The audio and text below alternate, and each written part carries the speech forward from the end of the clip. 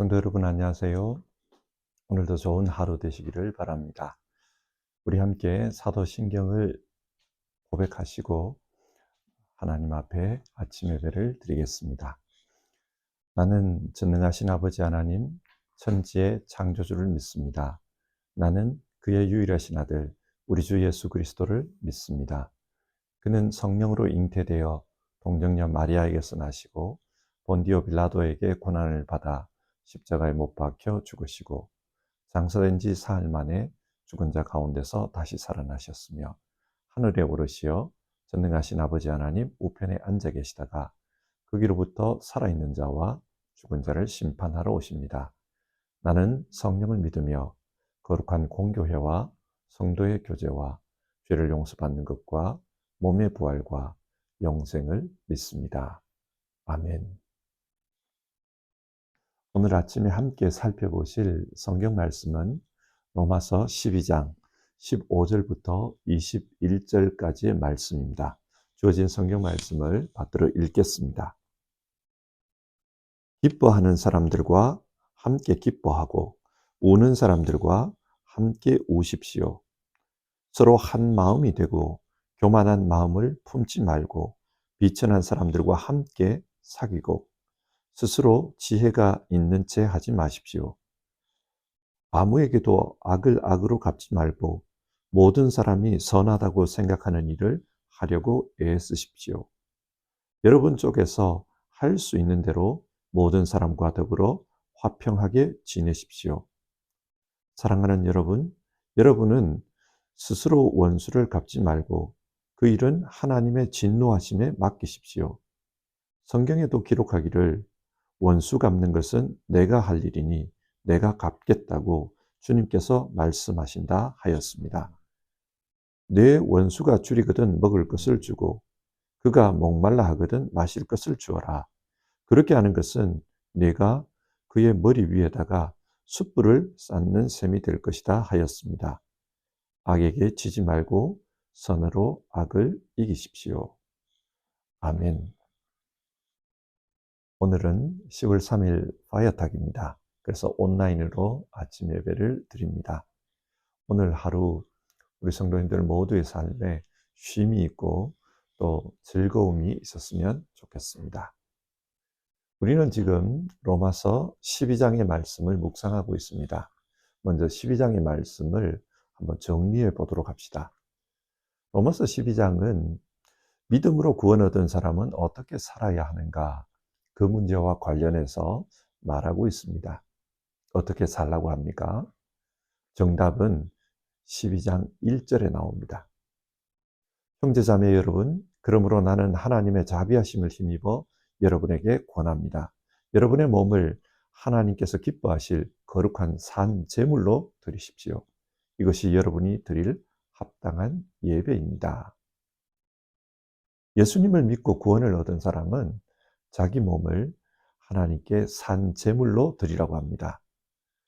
왜 자신을 산 제물로 드리라고 합니까? 하나님께서 예수님을 희생 제물로 내주셨습니다. 그래서 우리는 구원을 얻었습니다. 영생을 얻었습니다. 그렇다면 이제는 우리가 하나님을 위한 제물이 되어야 한다는 것입니다. 그래서 하나님을 기쁘게 할 제물의 삶을 살라 그렇게 말합니다. 근데 여러분, 하나님을 기쁘게 할 제물이 된다는 것이 구체적으로 어떤 것입니까? 우리 몸을 소나 양과 같이 직접 제물로 드릴 수는 없지 않습니까? 이에 대한 답은 12장 2절에 나옵니다. 여러분은 이 세대의 풍조를 본받지 말고 마음을 새롭게 함으로 변화를 받아서 하나님의 선하시고 기뻐하시고 완전하신 뜻이 무엇인지를 분별하도록 하십시오. 이 세상을 본받지 말고 마음을 새롭게 하라고 합니다. 그리고 지금까지는 내 뜻을 따라서 세상의 방식으로 살았다면 이제부터는 그런 삶에서 돌아서라고 합니다. 그리고 하나님의 뜻이 무엇인지를 분별하고 그 하나님의 뜻을 따라서 살아가라. 그렇게 말씀하고 있습니다. 하나님의 뜻이 무엇입니까? 로마서 12장은 예수님이 우리를 사랑하셨듯이 우리도 사랑하며 사는 것이라고 합니다. 그래서 바울 사도는 이 사랑의 삶을 먼저 교회 안에서 실천하라, 그렇게 말하고 있습니다. 어떻게 실천해야 합니까? 어제 살펴본 본문에서 거짓 없이 사랑하라, 즉 참되게 진실하게 사랑하라. 그리고 사랑할 수 있는 사람만 사랑하지 말고 원수마저도 사랑하도록 사랑의 차원을 높이라, 그렇게 말했습니다. 오늘 본문은 이런 어제의 말씀에 이어지고 있습니다. 그러면서 다른 사람과의 관계에서 어떻게 이 사랑을 실천할 것인지 그것을 말하고 있습니다. 그러면 오늘 읽은 본문을 좀 더 깊이 살펴보도록 하겠습니다. 먼저 15절과 16절을 보겠습니다. 15절입니다. 기뻐하는 사람들과 함께 기뻐하고 우는 사람들과 함께 우십시오. 이 말은 공동체 안에서 공감하며 살라는 말입니다. 성경이 가르치는 사랑의 삶이란 공동체 안에서 다른 사람과 함께 공감하며 사는 삶입니다. 여기서 우리가 생각해 볼 문제가 있습니다. 여러분, 이 세상을 누가 창조했습니까? 하나님이 창조했습니다. 그러면 하나님은 이 세상을 창조하실 때 어떤 방법으로 창조하셨습니까? 성경은 말씀으로 창조했다고 말합니다. 말이란 내면의 생각을 밖으로 표현하는 수단입니다. 따라서 하나님이 말씀으로 세상을 창조했다는 것은 하나님의 생각, 하나님의 계획에 따라 세상을 창조했다는 뜻입니다. 따라서 하나님이 창조한 이 세상에는 하나님의 속성이 그대로 드러나고 있습니다. 하나님의 속성이 무엇입니까? 우리가 아는 하나님은 삼위일체 하나님입니다. 성부께서 성자 안에 계시고 성령께서 성자 안에 거하십니다. 그리고 성자께서는 성부의 뜻에 따라 살아갑니다. 성령의 인도하심에 따라 살아갑니다. 이런 방식으로 삼위, 세 분 하나님은 일체, 한 몸이 되었습니다. 이것이 하나님의 속성입니다.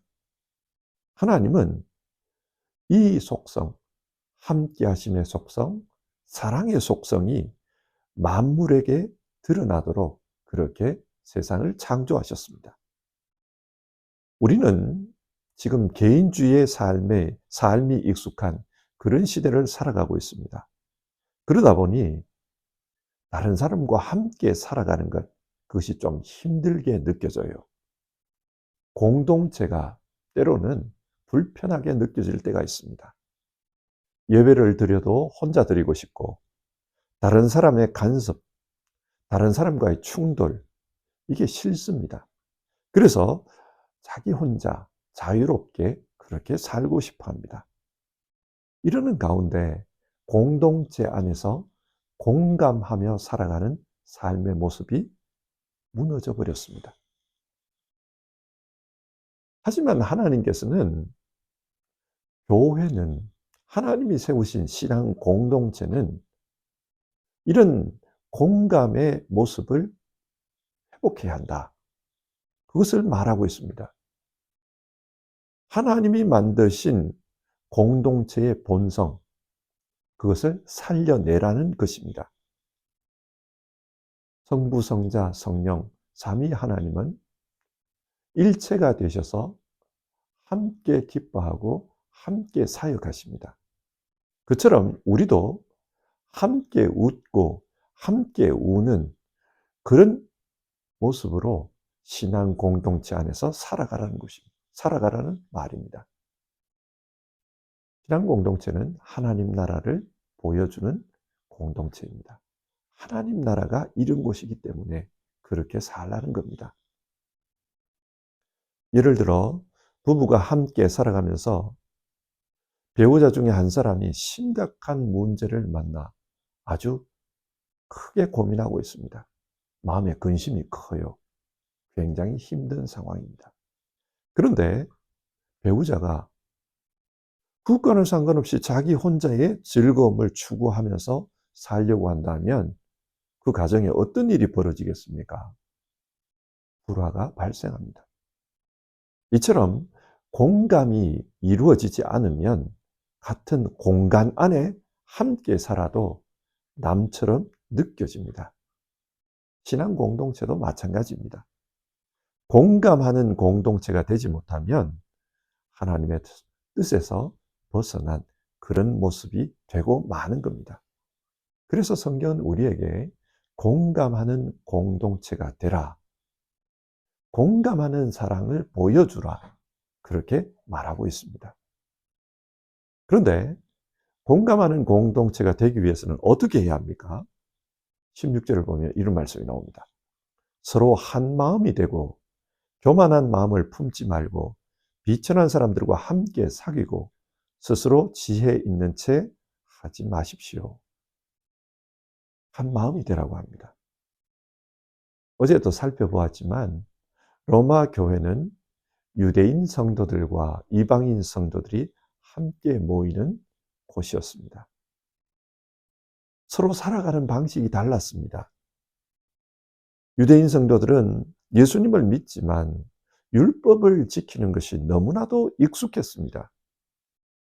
율법이 가르치는 음식을 먹고 율법이 가르치는 절기를 지켰습니다. 그것이 그들에게는 일상이었고 또 명절이었습니다.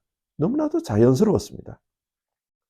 하지만 이방인 성도들은 지금까지 자신들이 먹어왔던 음식이 있습니다. 그리고 자신들이 지키고 있는 자기들만의 명절이 있습니다. 그렇기 때문에 율법대로 살아야 된다. 그렇지 않으면 믿음이 없는 것이다. 그 말을 듣고 너무나도 어색했습니다. 충돌이 일어날 수밖에 없는 상황이었습니다. 한 마음이 되기가 어려웠겠지요. 이런 상황을 아는 바울 사도는 교만한 마음을 품지 말라. 그런 말을 합니다. 교만한 마음을 품지 말라. 이 말은 겸손하라는 말입니다. 내가 상대방보다 더 높다. 그런 생각을 하지 말라는 거예요. 상대방을 무시하지 말라고 합니다.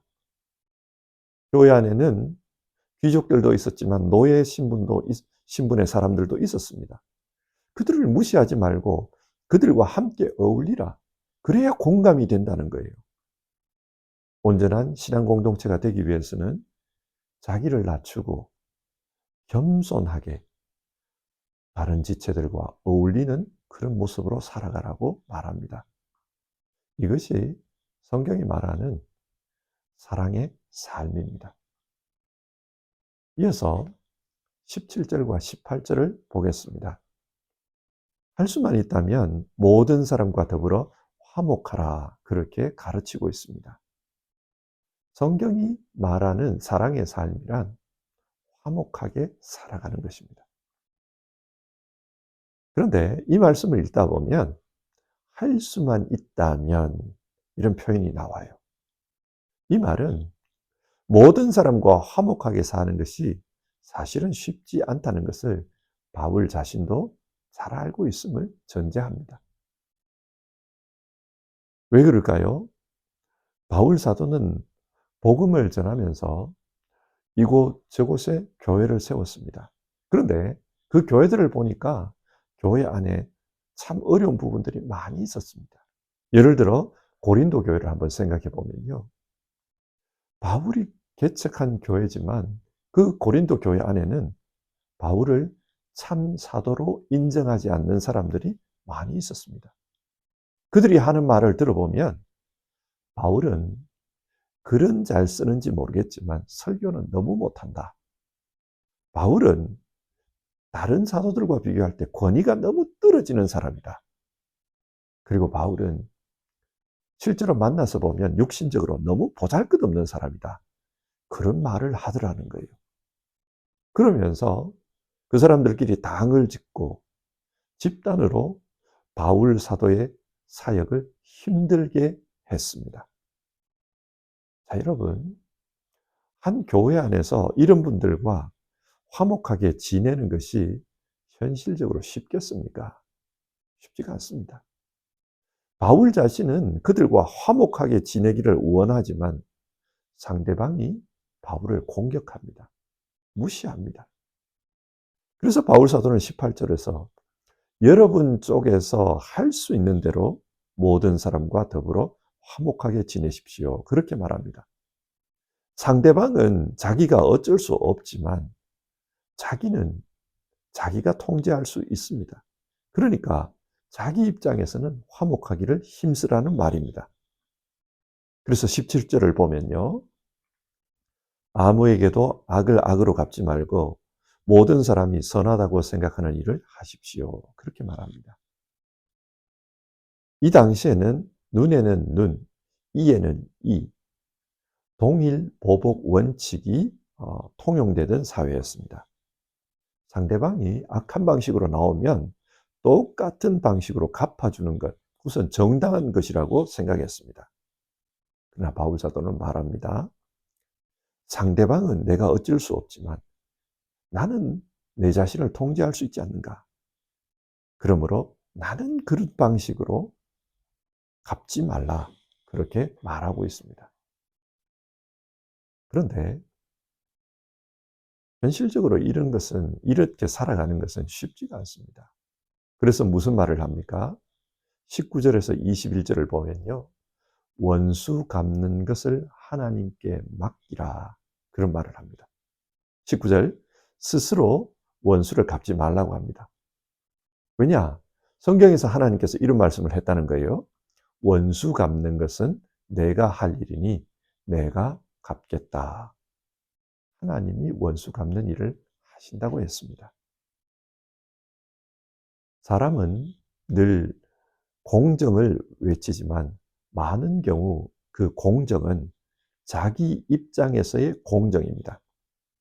세상의 정치를 보십시오. 정치하는 사람들은 자기가 당선되면 늘 공정한 세상을 이루겠다. 그런 식으로 말합니다. 그러나 그렇게 해서 당선이 되어 공정하게 하려고 하지만 상대방은 너무나도 불공정하다. 그렇게 비판합니다. 왜 그럴까요? 세상이 말하는 공정은 자기 입장에서의 공정일 때가 많습니다. 자기 입장에서는 공정하지만 상대방이 볼 때는 불공정한 거예요. 참된 공정은 사람의 손으로 이루기 어렵습니다. 공평하신 하나님에 의해서만 참된 공정이 가능합니다. 그래서 바울 사도는 이 사실을 믿고 원수 갚는 것은 하나님께 맡기라. 그렇게 말합니다. 그러면서 대신 어떻게 해야 하는가? 20절입니다. 내 원수가 줄이거든 먹을 것을 주고 그가 목말라 하거든 마실 것을 주어라. 원수에게 선을 베풀어라. 그렇게 말합니다. 이 말 다음에 나오는 말이 좀 이해하기 어려운 말이에요. 그렇게 하는 것은 네가 그의 머리 위에다가 숯불을 쌓는 셈이 될 것이다. 이 말씀은 잠언에 나오는 말씀인데요. 원수에게 선을 베푸는 것은 원수의 머리 위에 숯불을 쌓아 놓는 것과 같다. 왜냐하면 하나님께서 내가 하고 있는 것을 보고 계시기 때문이다. 그런 뜻입니다. 내가 선을 베풀면은 하나님께서 그 원수를 갚아주십니다. 그런 뜻입니다. 근데 이런 생각이 들어요. 원수가 심판을 받도록 하기 위해서 그 원수에게 선을 베푸는 것. 그 선이 참된 선일까요? 어쩌면 참된 선이 아닐 수도 있습니다. 그러나 성경은 하나님의 심판을 믿으라. 그것을 강조하고 있습니다. 그렇기 때문에 우리는 할 수만 있다면 우리 입장에서는 선을 베풀려고 노력해라. 그것을 말합니다. 이것이 성경이 우리에게 가르치는 사랑의 삶입니다. 자, 이렇게 사랑의 삶을 살면 그 결과가 어떻습니까? 21절인데요. 악에게 지지 말고 선으로 악을 이기십시오. 이 말을 곰곰이 생각해 보면 악을 이길 수 있다는 거예요. 어떻게? 원수에게도 선을 베푸는 것. 이런 방식을 통해 악을 이길 수 있다. 그렇게 말합니다. 예수님이 하신 것처럼 원수마저도 사랑하면 선으로 악을 이길 수 있습니다. 자, 오늘 성경 내용을 한번 정리해 봅시다. 바울 사도는 로마서 12장에서 예수님을 믿고 구원 얻은 사람들은 어떻게 살아야 하는가? 그것에 대해 말하고 있습니다. 사랑의 삶을 살아야 한다. 그렇게 이야기하고 있습니다. 사랑의 삶을 어떻게 살아야 합니까? 오늘 본문은 신앙 공동체 안에서 공감하는 삶을 살라고 합니다. 함께 웃고 함께 울라고 했습니다. 그리고 할 수만 있다면 모든 사람과 화목하기 위해서 노력하라고 했습니다. 모든 사람과 화목하기 위해서는 하나님의 심판이 있다. 나는 좀 억울해도 그 억울함을 하나님이 심판해 주신다. 그것을 믿어야 가능하다고 했습니다. 그래서 하나님의 심판을 믿고 나는 원수마저도 사랑해야 한다. 그렇게 주장했습니다. 자, 오늘 말씀을 우리 현실에서 한번 생각해 봅시다. 저는 우리 교회 성도님들을 보면 대단한 분들이 참 많은 것 같아요. 우리 교회 성도님들 중에 이웃과 함께 웃고 함께 우는 이들을 참 많이 봤습니다. 이민생활이 그런 것 같아요. 이민생활을 하다 보면 한국에 있는 친척보다 여기 사는 동료들이 더 가깝게 느껴집니다. 멀리 있는 친척보다 가까이 있는 분들이 더 친척 같습니다. 그러다 보니 우리 교우들 중에 같이 교우들끼리 정말 형제처럼 지내는 분들을 봅니다. 그리고 이웃과 함께 웃고 함께 우는 그런 분들을 봅니다. 진짜 사랑의 삶을 실천하는 분이라고 생각합니다. 그리고 가능하다면 다 화목하게 지내기 위해서 그렇게 노력하는 분도 참 많이 보았습니다. 물론 현실적으로 부딪히는 문제들이 많이 있습니다. 그러나 그럼에도 불구하고 이민사회가 좁잖아요. 이런 좁은 사회에서 원수가 되어버리면 두고두고 불편한 관계가 됩니다. 그렇기 때문에 정말 할 수만 있다면 화목하게 지내기 위해서 그렇게 노력하는 분들을 참 많이 보았습니다. 인내하기도 하고 이해하려고 노력하기도 하고 배려하기도 하고 높여주기도 하고 정말 노력하는 것을 많이 보았습니다. 그런데 이렇게 노력하고 애를 써도 함께 하기 진짜 어려운 그런 분들도 있어요. 그래서 서로 싸우지 않기 위해서 마주치는 것을 회피하다 보면은 관계가 멀어지고 서먹서먹해집니다. 사람 관계가 참 쉽지 않다는 것을 느끼게 됩니다.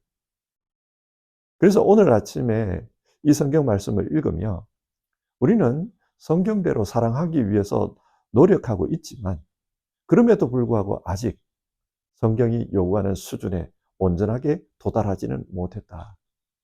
인정할 수밖에 없는 부분이 있습니다.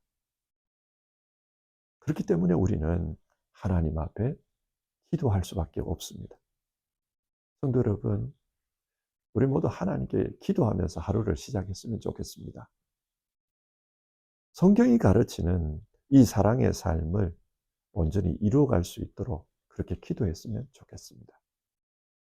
그리고 내일 모레면 추수감사주일이잖아요.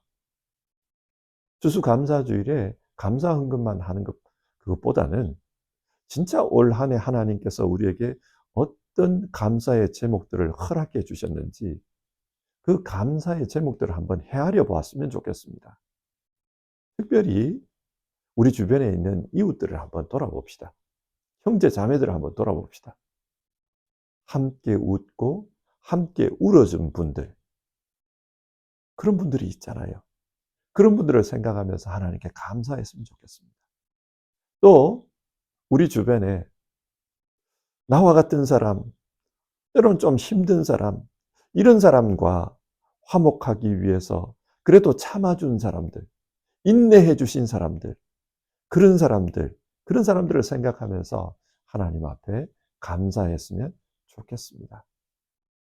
사람들, 형제들, 자매들 때문에 우리가 하나님 앞에 감사하는 그런 하루가 되었으면 좋겠습니다. 그리고 동시에 하나님, 나도 누군가에게는 이런 감사의 제목이 되는 사람이 될 수 있도록 도와주십시오. 그렇게 기도하며 오늘 하루를 시작해 봅시다. 기도하겠습니다. 하나님, 오늘 성경을 통해 하나님이 원하시는 삶, 사랑의 삶에 대해 살펴보았습니다.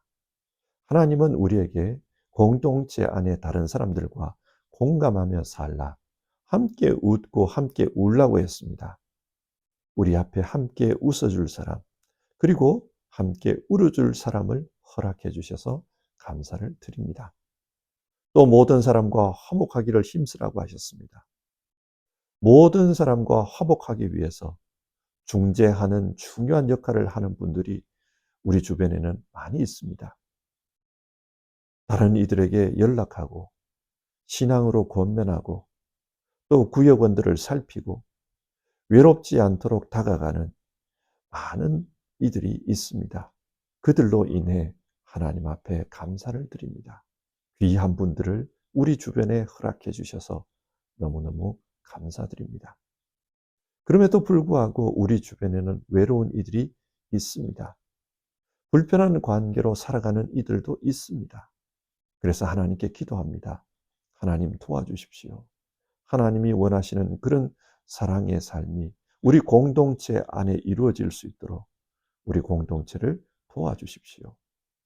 그리고 지금까지 누군가에게 받았던 사랑, 누군가로부터 보살핌을 받았던 삶, 그 삶들을 돌아보며 하나님 앞에 감사드리고 또 이제는 나도 누군가에게 손을 내밀 수 있는 그런 사람이 될 수 있도록 도와주십시오.